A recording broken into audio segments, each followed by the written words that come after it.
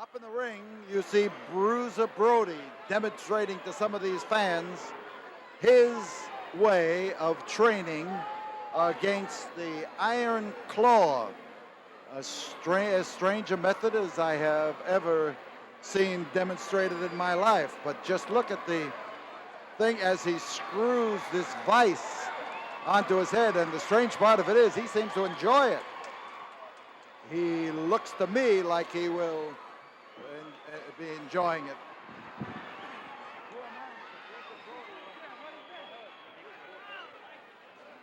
All right, up in the ring is Boyd Pierce. Let's pick him up.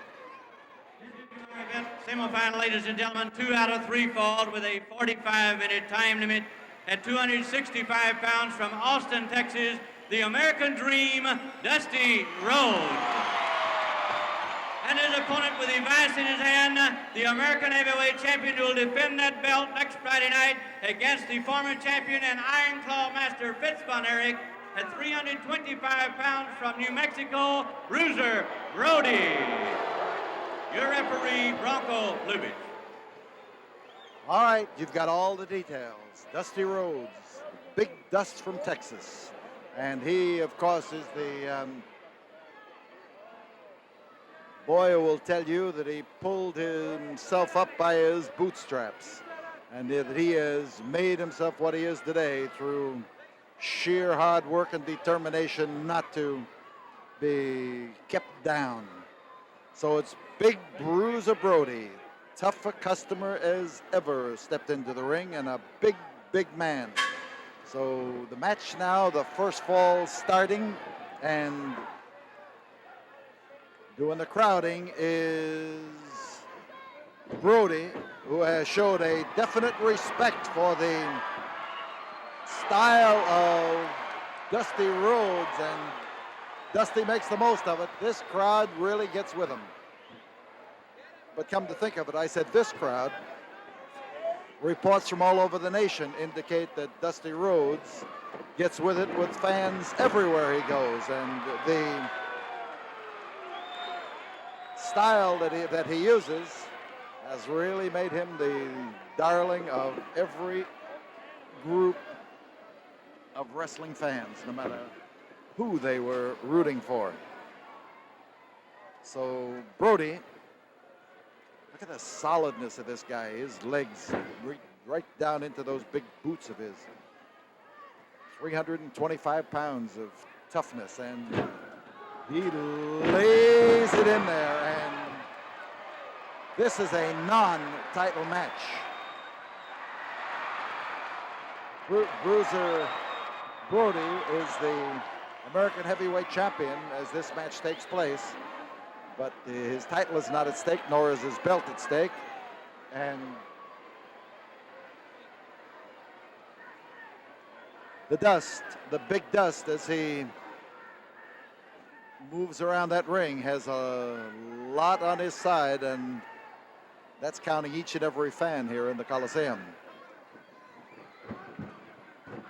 And this is Bruiser Brody at his toughest. The way this man hauls up with those kicks, tremendous. And whoa! The wind-up and the pitch, and he exploded with that elbow against the head of Bruiser Brody. And if Brody's been squeezing that vice into his head, it sure didn't do any good to strengthen it for the kind of blow that he just took on top of the head. So Brody, halfway up the aisle, gets a 20 count, just as much of a count as he would get if he was laying out on the floor here. But it's just hard to say what the big fellow's thinking about. He caught a blistering right hand right down on the right elbow, right on the top of the head. His second has been shouting the count to him. Now he's listening to Bronco Lubitsch as he tolls the fateful 20. Bruiser Brody.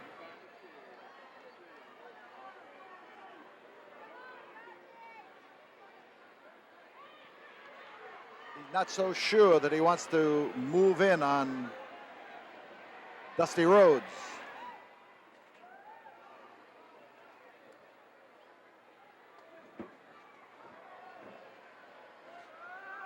twist is on the arm. You see Dusty Rhodes as he maneuvers around to try to keep Bruiser Brody under control.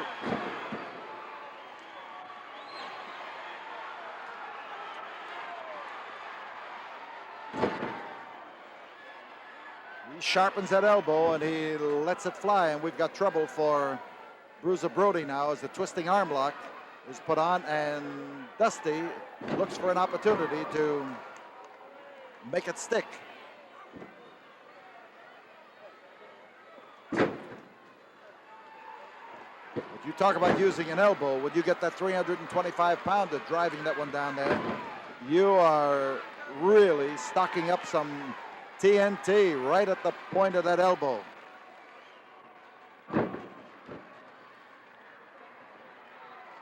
Bruiser Brody looking to plaster Dusty Rhodes down into the canvas. Dusty is one of the top name stars in the nation, and beating him would be a feather in Bruiser Brody's cap, despite the fact that he is the American heavyweight champion.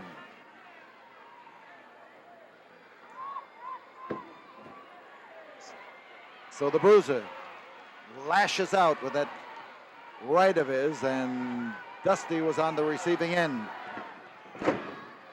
Crashed in there, crashed hard.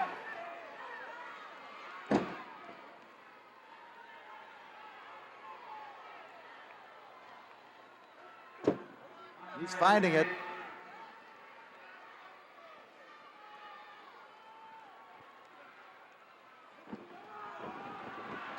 Hard lashing into the turnbuckle at the 5-minute mark as Dusty Rhodes now tries to hook up the Bruiser, but he'll never quite hook up 300 pounds. I want to tell you, oh, as he draws that leg back, these fans give a sadistic roar of approval, but Dusty hesitated, as well he might, before delivering the blow, and that much of a weight handed Bruiser Brody the opportunity to get out of it.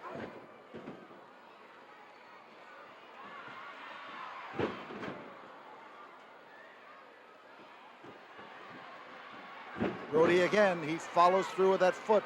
He drives the foot forward with a kick and keeps his weight right in behind it. And he has literally plastered Dusty Rhodes. There's a fall. So the first fall of this match goes to Bruiser Brody. There it is. It's his first blood. And we now tell you we'll return here in a moment after this word from the studio. Well, the bell hasn't sounded, and Bruiser Brody is waiting for Dusty Rhodes to come into the ring.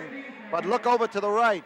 Dusty Rhodes has come up, and he is now sneaking around to this side of the ring, the far side, as Brody waits. And the bell sounds, and here is Dusty Rhodes coming up with a sneak attack and laying it into Bruiser Brody. And Brody is smashed all over the concrete here, and here comes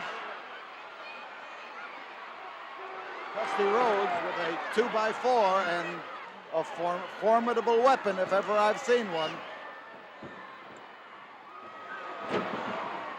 Driving elbow of Dusty Rhodes, and here is the big dust descending in a cloud on Bruiser Brody. He did it.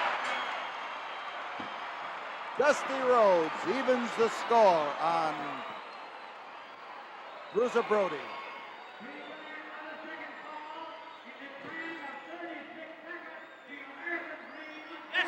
This is one time that the American dream was full of unparalleled success. We're going to stay right here and watch during this brief intermission period as Dusty Rhodes makes sure that when Bruiser Brody rises up there again, he is going to let him have it. And some of the fans are hollering for Bruiser Brody to be body slammed by Dusty Rhodes. And Dusty is smart enough not to meet Bruiser at his own specialty, which is making himself just a little bit too heavy to be crash landed on the canvas.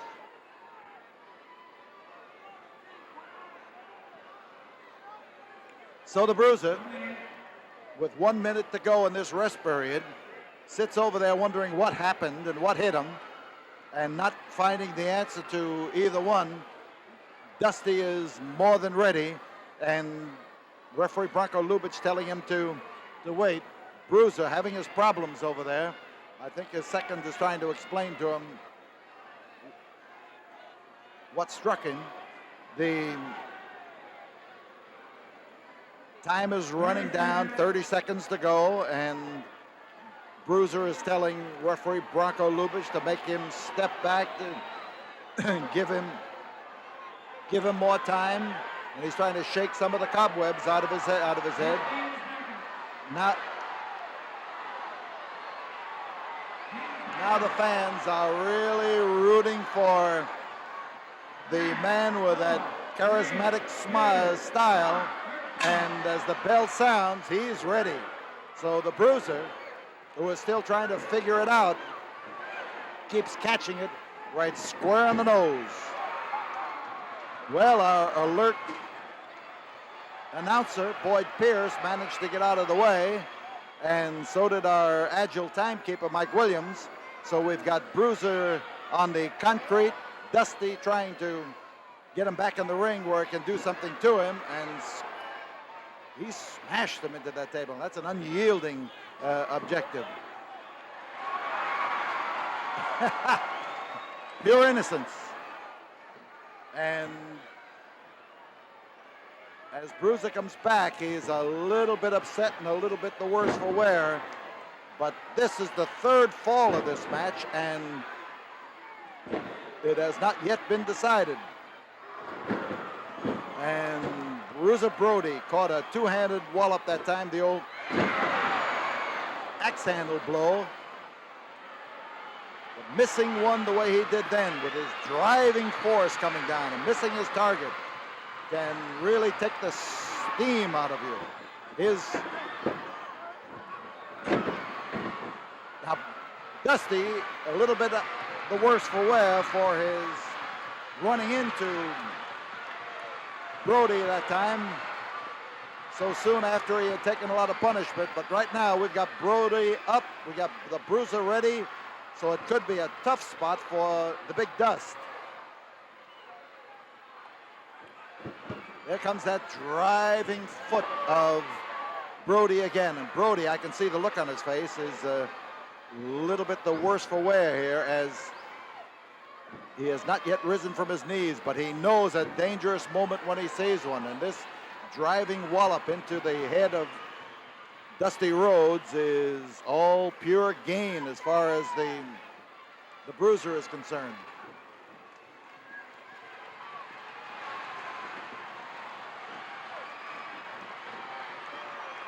The dust is up, and he is giving Bruiser a taste of his own medicine.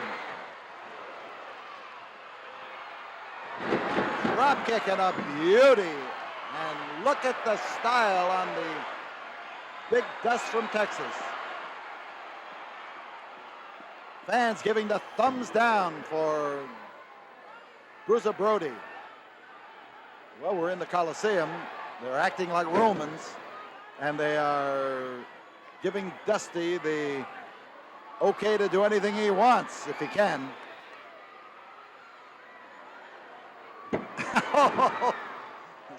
Class. And with the Bruiser now trying to rise up to his feet to get ready for Dusty Rhodes. Rhodes is getting the word from the fans. They're telling them move in, move in. Hard to find a man who gets more reaction out of fans than the Big Dust. He's got them right in the palm of his hand. They love to cheer him on, but right now he needs it. Brody trying to set him up.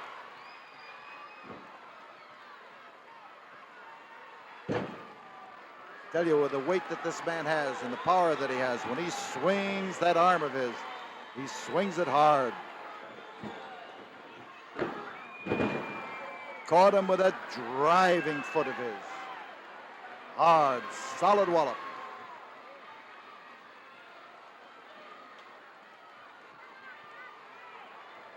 Trying to set him up again, and set him up he did. And this could be it as far as Dusty Rhodes is concerned. That's a 325-pounder who was stretching him out on the canvas, and Dusty just raised a hand that time and waved to his fans to let them know that he was still in this fight.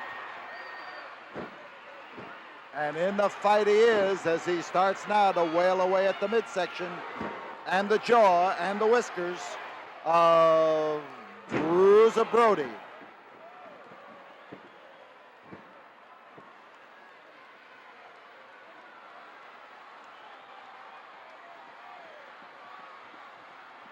Notice that hand of Dusty Rhodes. He's waving at the fans right behind him. And now that Dust's getting his dander up. The 5-minute mark is reached in this third and deciding fall, and Bruiser Brody threw him over the top rope, and we're going to have a fall called against the American champion. He has been disqualified in this battle here, and the fall is going to go to Dusty Rhodes. You see Brody hanging him up in the ropes. Rhodes has, Rhodes is cementing his disqualification. I guess he figures he can only lose once, but he has lost this verdict for throwing Dusty Rhodes over the top rope.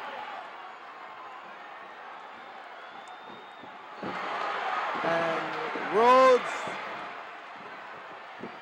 I don't know, Bronco Lubitsch has lost his effort to get this match under control, and Dusty has picked up the U.S. American belt, and the winner is Dusty Rhodes. This was a non-title match.